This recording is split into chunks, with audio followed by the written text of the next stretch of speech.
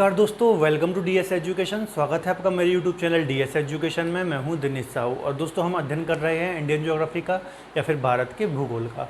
तो Indian geography की इस सीरीज़ में दोस्तों हम पढ़ेंगे अधात्विक खनिज या फिर नॉन मेटलिक मिनरल्स के बारे में। इससे पहले जितने भी धात्विक खनिज थे उसके बारे में हमने बात कर ली थी ना, खनिजों का हमने वर्गीकरण पढ़ लिया था। तो यदि आपने मेरे प्रीवियस वीडियोस नहीं देखे तो आप प्लेलिस्ट में जा करके देख सकते हैं ना। तो स्टार्ट करते हैं आज का टॉपिक अधात्विक खनिज। तो थोड़ा हम चर्चा कर लेते हैं अधात्विक खनिज क्या होते हैं। तो मैंने आपको बताया था ऐसे खनिज, ये जो अधात्विक खनिज होते हैं ये क्या होते हैं, भंगुर होते हैं। अर्थात इन पर आप यदि वार करोगे, ठीक है, बल प्रयोग करोगे तो ये टूट फूट जाते हैं ना, भंगुर होते हैं।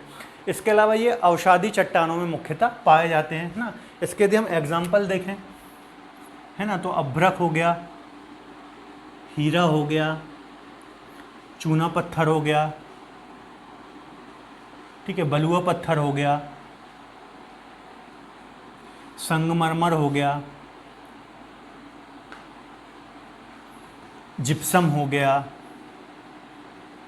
एस्बेस्टास हो गया, ठीक है। तो ये सारे क्या होते हैं, ये अधात्विक खनिज होते हैं, ठीक है। इनको हमने पहले भी चर्चा कर लिया था। यदि आप देखना चाहते हैं तो प्रीवियस वीडियोस देख सकते हैं। तो सबसे पहले हम देखते हैं अभ्रक, है ना, अभ्रक या फिर इसको बोलते हैं माइका, अभ्रक या फिर माइका, ठीक है। क्या होता है अभ्रक, तो इसके सबसे पहले हम गुण देख लेते हैं, इसका गुण क्या होता है, ठीक है। तो ये सबसे पहले तो क्या होता है इसके गुण, यदि हम बात करें तो ये बहुत हल्का होता है तथा चमकदार होता है ना। यदि आपने पहले जो प्रेस चलते थे ना, आपने उसको यदि खोल के कभी देखा हो तो एक पतली सी शीट होती थी चमकदार, है ना, तो वही क्या होता था, अभ्रक होता था, ठीक है। तो ये हल्का तथा चमकदार होता है। इसके अलावा विद्युत का कुचालक होता है ये, है ना, विद्युत का कुचालक होता है ना, विद्युत का कुचालक होता है तथा ताप तथा ऊष्मा, ताप व ऊष्मा का सुचालक होता है ना। तो ये दो पॉइंट आपको याद रखना है अभ्रक या फिर माइका के संबंध में, ठीक है। ये क्या होता है, विद्युत का कुचालक होता है तथा ताप और ऊष्मा का सुचालक होता है। इसके अलावा हल्का होता है तथा चमकदार होता है, ठीक है। इसके अलावा यदि हम बात करें तो ये आग्नेय व कायांतरित चट्टानों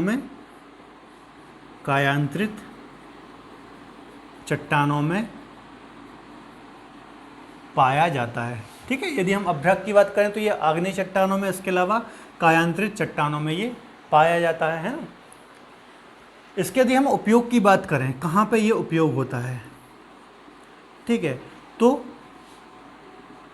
विद्युत तथा इलेक्ट्रॉनिक उद्योग, ठीक है, विद्युत तथा इलेक्ट्रॉनिक उद्योग में इसका उपयोग होता है। इसके अलावा वायुयानों में, वायुयान बनाया जाता है उसमें इसका यूज होता है ना, वायुयान निर्माण में होता है, ठीक है। रडार बनाने में इसका उपयोग होता है, ठीक है। इसके अलावा भारी मोटर बनाने में इसका उपयोग होता है, भारी मोटर बनाने में इसका उपयोग होता है। तो ये कुछ इसके उपयोग हैं विद्युत तथा इलेक्ट्रॉनिक उद्योग में, वायुयान निर्माण में, है ना, रडार में, भारी मोटर वगैरह बनाने में इसका उपयोग होता है ना। इसके अलावा और पॉइंट हम अभ्रक के बारे में डिस्कस कर लेते हैं, ठीक है। तो देखिए यदि हम इसके प्रकार, इसका यदि अयस्क देखें तो पिग्मेटाइट इसका अयस्क होता है ना, पिग्मेटाइट क्या है, इसका अयस्क है, ठीक है। जितने भी देखिए मैं अयस्क बता रहा हूँ आप याद करते जाइए, क्योंकि अक्सर पीसीएस और यूपीएससी जैसे एग्जाम, बड़े एग्जामों में आपको पूछ लेता है ना, जोड़ी में बनाने को दे देता है कि कौन किसका अयस्क है। तो अयस्क आपको याद होने चाहिए सारे, जितने भी मैंने धातुओं या फिर अधातुओं के बताए हैं, है ना। इसके बाद इसके हम टाइप देख लेते हैं, प्रकार देख लें। 3 प्रकार के होते हैं ये, है ना। एक होता है श्वेत अभ्रक, एक होता है श्वेत अभ्रक, ठीक है, एक होता है पीत अभ्रक और एक होता है श्याम अभ्रक, ठीक है। ये 3 प्रकार के नॉर्मली देखने को मिलते हैं, ठीक है। तो इसको क्या बोलते हैं, इसको बोलते हैं मास्कोबाइट, ठीक है। ये क्या होता है, उच्च क्वालिटी का होता है, उच्च गुणवत्ता, ठीक है। तो इसके यदि हम प्रकार की बात करें तो 3 प्रकार के होते हैं, एक होता है श्वेत अभ्रक, एक होता है पीत अभ्रक और एक होता है श्याम अभ्रक, है ना। ये 3 प्रकार के होते हैं। इसमें जो श्वेत अभ्रक होता है ये सबसे उच्च क्वालिटी का होता है, उच्च गुणवत्ता का होता है। इसको क्या बोलते हैं, मास्कोबाइट। ठीक है। इसके अलावा इसको बोलते हैं फ्लोगोपाइट, है ना। जो सेकंड वाला है पीत अभ्रक, इसको बोलते हैं फ्लोगोपाइट। और जो श्याम अभ्रक होता है इसको बोलते हैं बायोटाइट। ठीक है। तो ये उसके कुछ प्रकार होते हैं। अब इसके उत्पादन की हम बात कर लेते हैं। उत्पादन की यदि हम बात करें तो प्रथम स्थान पर है आंध्र प्रदेश राज्य प्रथम स्थान पर है। ठीक है। यहाँ पे 2 जिले हैं, एक है नेल्लौर जिला, है ना, एक है नेल्लौर जिला और एक है विशाखापट्टनम। ठीक है। बंदरगाह सिटी है विशाखापट्टनम। तो आंध्र प्रदेश में ये 2 जिले आपको याद रखना, प्रथम स्थान पर है अभ्रक के प्रोडक्शन में। ठीक है। दूसरे की यदि हम बात करें तो दूसरे पे है राजस्थान। ठीक है। राजस्थान में भी 2 जिले हैं, एक है जयपुर और एक है उदयपुर, है ना, राजस्थान में। तीसरे की यदि हम बात करें तो तीसरे नंबर पर है झारखंड। ठीक है। झारखंड में क्या है, हजारीबाग। झारखंड का जो हजारीबाग स्थान है, ठीक है, तो अभ्रक के लिए फेमस है। तो तीनों राज्य आपको याद रखना है, एक आंध्र प्रदेश प्रथम पे, द्वितीय पे राजस्थान है और तृतीय पर झारखंड है। ठीक है। अब झारखंड में एक पॉइंट आपको याद रखना है, झारखंड के कोडरमा। ठीक है। झारखंड कोडरमा में अभ्रक की सबसे बड़ी मंडी है। ठीक है। अभ्रक की सबसे बड़ी मंडी है। ठीक है। तो ये पॉइंट आपको याद रखना है, कोडरमा झारखंड जो है वहाँ पर अभ्रक की सबसे बड़ी मंडी है। इसके अलावा प्रोडक्शन की यदि हम बात करें तो आंध्र प्रदेश प्रथम में है, राजस्थान द्वितीय पे है और झारखंड तृतीय में है। यदि विश्व लेवल पे हम बात करें, वर्ल्ड लेवल पे इसकी बात करें, ठीक है, तो देखिए 2 प्रकार का अभ्रक हमें प्राप्त होता है ना। एक होता है परतदार अभ्रक, है ना, और एक और कौन सा होता है, एक होता है कच्चा अभ्रक, कच्चा माई का, और एक होता है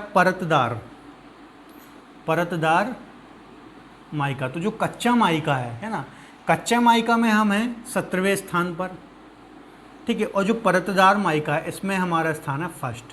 ठीक है। तो कहीं आपको 17वां मिले, कहीं फर्स्ट मिलेगा, तो आपको कंफ्यूज नहीं होना है। जो परतदार माइका है इसमें हम प्रथम स्थान पर हैं। ठीक है। इसके साथ साथ जो कच्चा माइका है उसमें हमारा भारत का विश्व में 17वां स्थान आता है ना। तो ये कुछ पॉइंट हो गए। ठीक है। तो इतने ही पॉइंट इंपॉर्टेंट है। इसके अलावा जो अभ्रक है इसको कृत्रिम रूप से भी बनाया जाता है। तो एक पॉइंट और आपको याद रखना है कि अभ्रक को कृत्रिम रूप से भी बनाया जाता है ना। प्राकृतिक रूप से तो ये प्राप्त होता ही है, साथ ही साथ इसे कृत्रिम रूप से भी बनाया जाता है ना। एक बार हम रिवीजन कर लेते हैं अभ्रक का। देखिए सबसे पहले इसके जो क्वालिटी गुण होता है, ठीक है, ये हल्का होता है, चमकदार होता है ना। इसके अलावा ये विद्युत का कुचालक होता है तथा ताप और ऊष्मा का अच्छा सुचालक होता है। यदि हम आगे बात करें तो ये आग्नेय तथा कायांतरित चट्टानों में पाया जाता है ना। उपयोग की बात करें तो विद्युत, इलेक्ट्रॉनिक उद्योगों में, वायुयान बनाने में, वायुयान कारखानों में, है ना। इसके अलावा रडार बनाने में, भारी मोटर बनाने में इत्यादि उद्योगों में उसका यूज़ होता है ना। इसके यदि उत्पादन की बात करें तो आंध्र प्रदेश, राजस्थान और झारखंड 3 राज्य आपको याद रखना है ना। 2 जिले आपको याद रखना है। आंध्र प्रदेश में नेल्लौर और विशाखापट्टनम, राजस्थान में जयपुर और उदयपुर और झारखंड में हजारीबाग। ठीक है। इसके अलावा इसके प्रकार भी मैंने आपको बता दिए है ना, श्वेत अभ्रक, पीत अभ्रक और श्याम अभ्रक, है ना। सबसे उच्च क्वालिटी का होता है श्वेत अभ्रक, इसे क्या बोलते हैं, मास्कोबाइट, है ना, उच्च गुणवत्ता। इसके साथ इसका अयस्क क्या है, पिग्मेटाइट। ठीक है। और विश्व में यदि हम बात करें तो जो परतदार माइका या फिर अभ्रक होता है उसमें हम प्रथम स्थान में हैं, साथ ही साथ जो कच्चा माइका है उसमें हम 17वें स्थान पर हैं। ठीक है। तो इतने पॉइंट आपको याद रखना है माइका के संबंध में। चलते हैं आगे, दूसरे आधात्विक तत्व की बात करते हैं। अब हम हीरे की बात कर लेते हैं ना, डायमंड।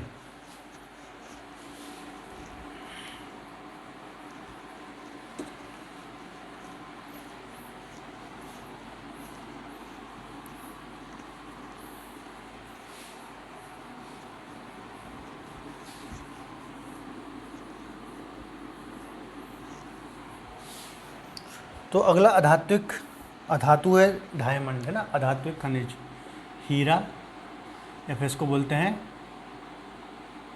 डायमंड, है ना। ठीक है, तो यदि हम इसकी बात करें तो ये कार्बन का सबसे शुद्ध रूप होता है ना, कार्बन का सबसे शुद्ध रूप होता है ना। हीरा कार्बन का सबसे शुद्ध रूप होता है, ये आपको पता होगा ऑलरेडी।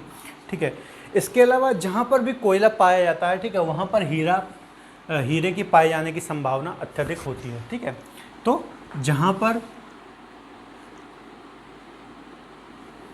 कोयला पाया जाएगा, ठीक है, वहाँ संभावना रहती है इसके पाए जाने की।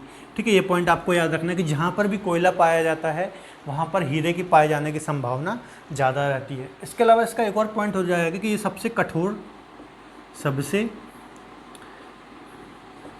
तत्व होता है। ठीक है, जो हीरा होता है ये सबसे कठोर तत्व होता है। ठीक है, इसके अलावा यदि पाया जाता तो ये प्री कैम्ब्रियन जो चट्टानें थी, है ना, प्री कैम्ब्रियन युगीन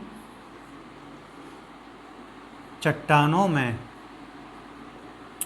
पाया जाता है ना। जो प्री कैम्ब्रियन पीरियड की चट्टानें थी उसमें हीरा पाया जाता है या फिर उसमें पाए जाने की संभावना होती है। यदि हम देखें राज्यों की बात करें तो मध्य प्रदेश में एक पन्ना स्थान है ना, मध्य प्रदेश। ठीक है, हीरे के उत्पादन में प्रथम स्थान पर है मध्य प्रदेश। यहाँ पर क्या, पन्ना। ठीक है, ये स्थान आपको याद रखना है, उत्पादन की बात कर रहा हूँ मैं। तो उत्पादन में प्रथम स्थान पर मध्य प्रदेश पन्ना है, और दूसरे पे यदि हम बात करें तो आंध्र प्रदेश। ठीक है, आंध्र प्रदेश की कौन सी जगह है, तो आंध्र प्रदेश में एक जिला है कुर्नूल। ठीक है, आंध्र प्रदेश का कुर्नूल जिला है। ठीक है, ये टॉप पर है उत्पादन में। ठीक है, तो मध्य प्रदेश का पन्ना और आंध्र प्रदेश का कुर्नूल। मुख्यतः आपको पन्ना याद रखना है, यहाँ पर सबसे ज़्यादा हीरा होता है ना। इसके अलावा एक आपने हीरा सुना होगा, कोहिनूर हीरा। ठीक है, तो जो कोहिनूर का हीरा है ये गोलकोंडा की खान से निकाला गया था, है ना। जो कोहिनूर हीरा है कहाँ से निकाला गया था, गोलकोंडा की खान से। गोलकोंडा की खान कहाँ है, वर्तमान में तेलंगाना में है ना, पहले कहाँ थी, आंध्र प्रदेश में। ठीक है, तो गोलकोंडा की खान कहाँ पे है, तेलंगाना में है। तो ये पॉइंट भी आपको याद रखना है। ठीक है, तो हीरे के बारे में बहुत ज़्यादा पॉइंट नहीं है। इसके अलावा एक पॉइंट और है कि जो महाराष्ट्र है, ठीक है, महाराष्ट्र मुंबई। ठीक है, तो महाराष्ट्र मुंबई में हीरे को तराशा जाता है, हीरे को तराशा जाता है। देखिए, जो हीरा होता है ना उसकी प्रॉपर तरीके से कटिंग की जाती है, तभी वह अच्छे से चमक देता है और तभी वो हीरा कहलाता है ना। तो तराशना वही होता है, उसकी कटिंग करना। तो सबसे बड़ा जो हीरे को तराशा जाता है वो महाराष्ट्र मुंबई में इसका काम होता है। तो ये बात भी आपको याद रखना है। ठीक है, तो हीरे के बारे में इतना ही पॉइंट आपको याद रखना है, उत्पादन बस याद रखना है, बाकी आपको पता ही होगा। बाकी पॉइंट तो कार्बन का शुद्ध रूप होता है, बहुत ज़्यादा कठोर होता है ना, अधात्विक खनिज है या फिर तत्व है। ठीक है, इसके अलावा मध्य प्रदेश प्रथम पर है, पन्ना स्थान आपको याद रखना है, दूसरे पर है आंध्र प्रदेश, है ना। इसके अलावा जो कोहिनूर हीरा के बारे है ना, वो हमारे भारत से ही निकाला गया था और गोलकोंडा की खान से ये प्राप्त हुआ था, है ना। आगे हम बात करते हैं, तो आगे हम बात करते हैं सॉल्ट की, है ना। सॉल्ट या फिर जिसे हम नमक भी बोलते हैं, है ना, लवण बोलते हैं इसको हम।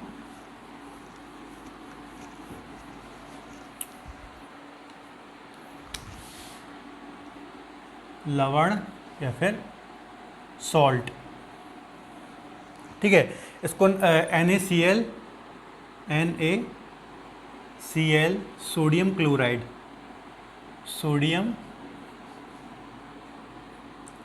है ना, सोडियम क्लोराइड भी इसको हम बोलते हैं NaCl, है ना।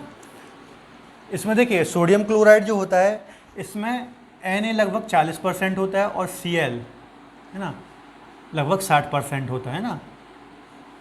ये बात आपको याद रखना, सोडियम लगभग 40% होता है और क्लोराइड 60% होता है। ठीक है। देखिए लवण सॉल्ट कहाँ से बनाया जाता है, लगभग खारे पानी से बनाया जाता है, समुद्री पानी जल से बनाया जाता है। ठीक है, तो इसमें नंबर 1 कौन सा राज्य है, इसमें नंबर 1 पे है गुजरात। ठीक है, गुजरात राज्य जो है वो नंबर 1 पर है। ठीक है, सॉल्ट के उत्पादन में। ठीक है, कहाँ से बनाया जाता है, समुद्र के जल से, समुद्र जल से।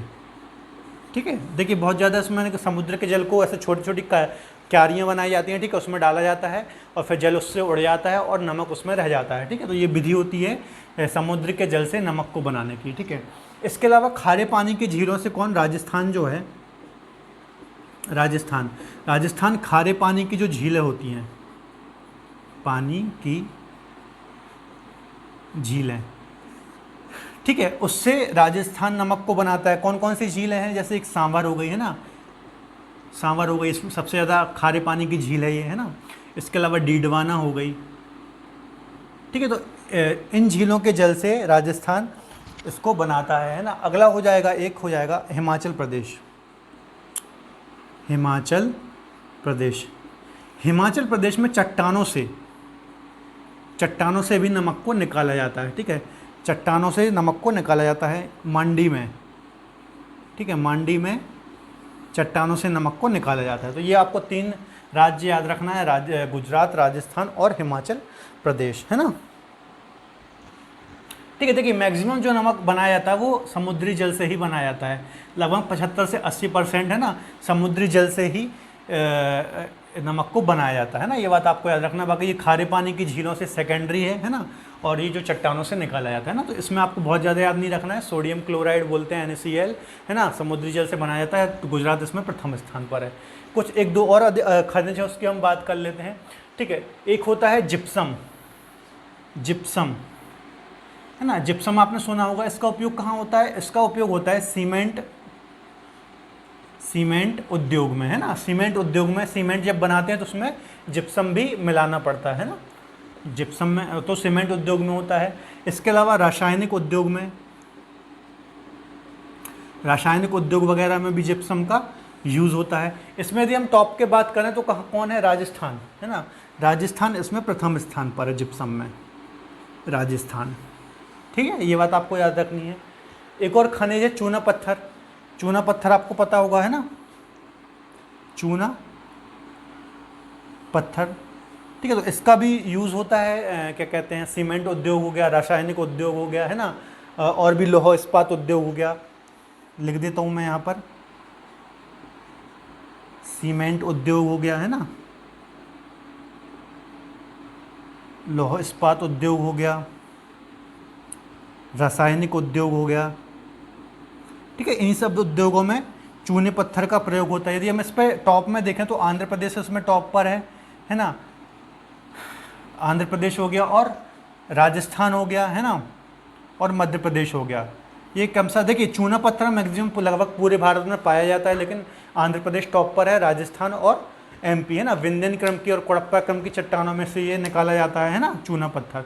तो कोई विशेष पॉइंट इसमें है नहीं है ना, एग्जाम के दृष्टिकोण से। तो इतनी चीज़ें जितनी हमने आध्यात्मिक खनिज पढ़ ली है, इतने काफ़ी हैं, है ना। इसके बाहर और कोई इम्पोर्टेंट है नहीं है फैक्ट। तो आज के लिए इतना ही दोस्तों। यदि आपको आज का लेक्चर पसंद आए तो प्लीज़ वीडियो को लाइक करें। इसके अलावा हमारे साथ जुड़े रहने के लिए आप हमारे चैनल को सब्सक्राइब कर सकते हैं। तब तक के लिए धन्यवाद, अपना ख्याल रखें।